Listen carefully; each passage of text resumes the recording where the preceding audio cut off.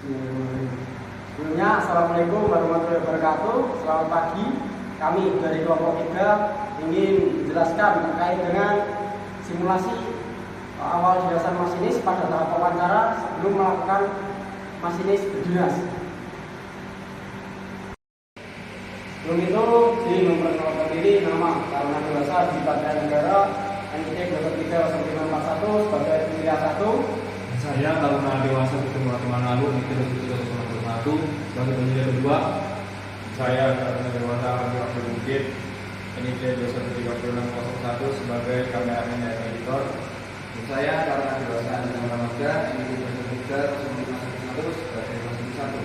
Dan saya Sudi Radian NIT 2301 sebagai masinis 2. Oke, baiklah.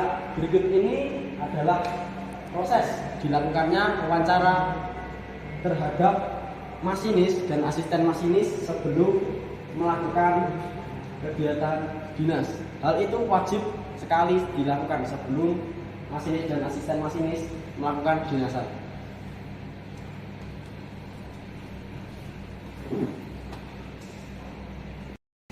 Oke, di sini Mas Inggih, saya ingin bertanya terkait dengan apa sih yang boleh atau perlu diperhatikan lokomotif saat ditempatkan sebagai lokomotif pendorong pada suatu rangkaian?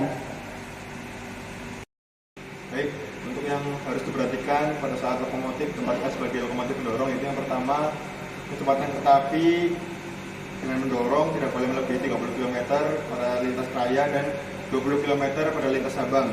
Yang kedua, apabila mendorong kereta atau gerbong, yang paling depan hanya dijaga oleh petugas pembawa bendera merah yang dapat diperlihatkan kepada masinis. Yang ketiga, syarat lokomotif sebagai pendorong itu dalam keadaan darurat dari stasiun menuju jalur simpang di jalan bebas. Terus untuk kereta api membawa rel atau kontrol. Yang keempat ada untuk kereta api bergerigi. Lalu pertanyaan yang selanjutnya, saya ingin bertanya kepada Mas Ilham terkait asisten masinis. Hal apa saja yang harus diperhatikan pada saat meminta kereta api luar biasa yang membawa kereta derek?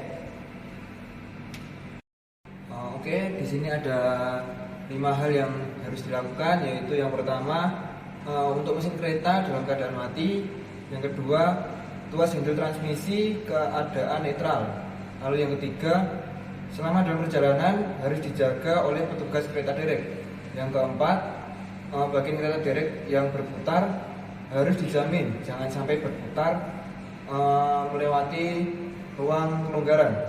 Lalu yang terakhir, yang kelima, lengan kereta derek harus diturunkan secara full atau sepenuhnya. Oke, lanjut yang kedua. Saya mau bertanya lagi nih terkait dengan penempatan lokomotif ganda. Bagaimana penempatan lokomotif ganda saat digunakan?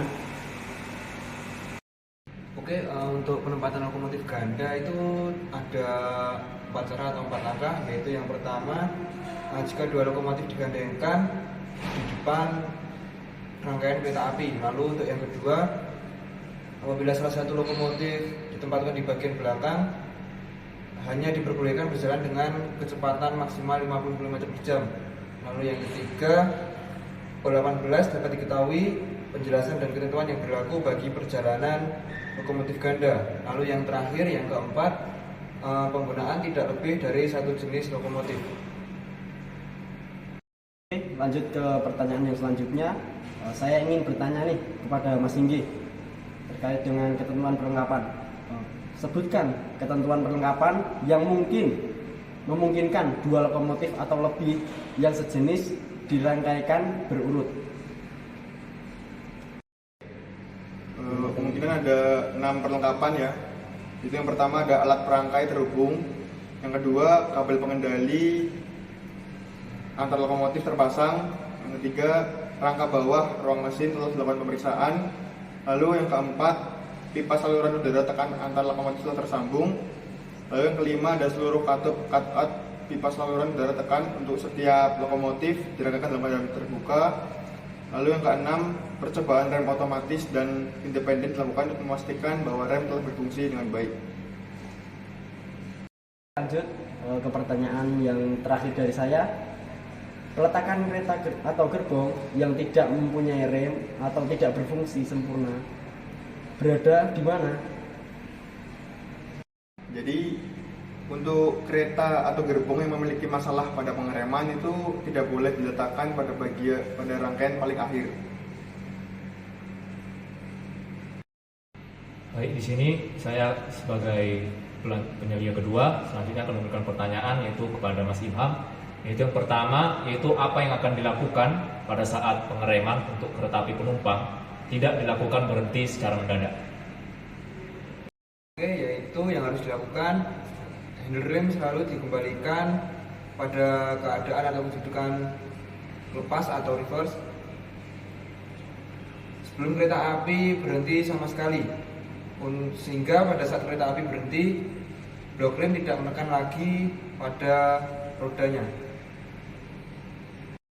Selanjutnya kepada Mas Singgi, pertanyaan kedua yaitu pada percobaan rem statis itu dilakukan pada saat kapan saja itu di rem statis tersebut? Percobaan rem statis itu dilakukan setiap lokomotif digandengkan dengan rangkaian. Yang kedua, perubahan susunan rangkaian. Yang ketiga, pergantian lokomotif. Dan yang keempat, terjadi pelepasan hulu rem guna pemeriksaan. Selanjutnya kepada Mas Ilham, saya akan bertanya kembali yaitu pertanyaan selanjutnya yaitu setelah percobaan rem statis berhasil dengan baik, Mas ini harus melakukan percobaan rem dinamis setempat yaitu dengan cara apa?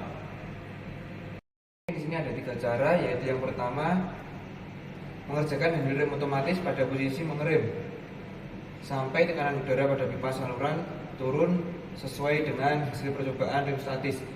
Lalu untuk yang kedua, independent brake, lokomotif dilepas atau rilis. Lalu yang terakhir, lokomotif diberi tenaga sesuai dengan pedoman pengoperasian untuk setiap jenis lokomotif yang ditetapkan oleh JTL dalam keadaan seperti di atas. Rangkaian kereta api mengalami pengereman dan pengurangan kecepatan. Kepada Mas Singgi, saya akan menanyakan kembali yaitu pertanyaan selanjutnya yaitu setelah percobaan pengereman dilakukan, tekanan manometer harus menunjukkan tekanan berapa? Jadi tekanan manometer harus menunjukkan antara 4,8 kg per cm persegi sampai 5,2 kg per cm persegi. Apabila tekanan udara pada manometer selama percobaan itu kurang dari 4,8 kg per cm persegi, maka artinya rem itu dalam keadaan tidak memenuhi syarat atau harus dilakukan perbaikan. Di sini yaitu pertanyaan terakhir itu kepada Mas Ilham yaitu pada saat petugas PUK atau PUG memasang manometer pada selang udara tekan atau gerbong paling belakang, pemberitahuan apa kepada petugas PUK atau PUG yang berada di samping lokomotif, yaitu dengan bagaimana? Yaitu dengan cara pada siang hari melambaikan atau mengibarkan bendera putih, dan pada malam hari menggerakkan lentera putih yang diperlukan dan disampaikan langsung secara lisan atau melalui alat komunikasi bahwa manometer tersebut telah dipasangkan udara dan sudah dibuka. Demikian proses wawancara awal dinasan masinis sebelum berdinas. Mohon maaf apabila ada kekurangan dan salah-salah kata. Cukup sekian dari kami kelompok 3. Akhir kata, Assalamualaikum warahmatullahi wabarakatuh.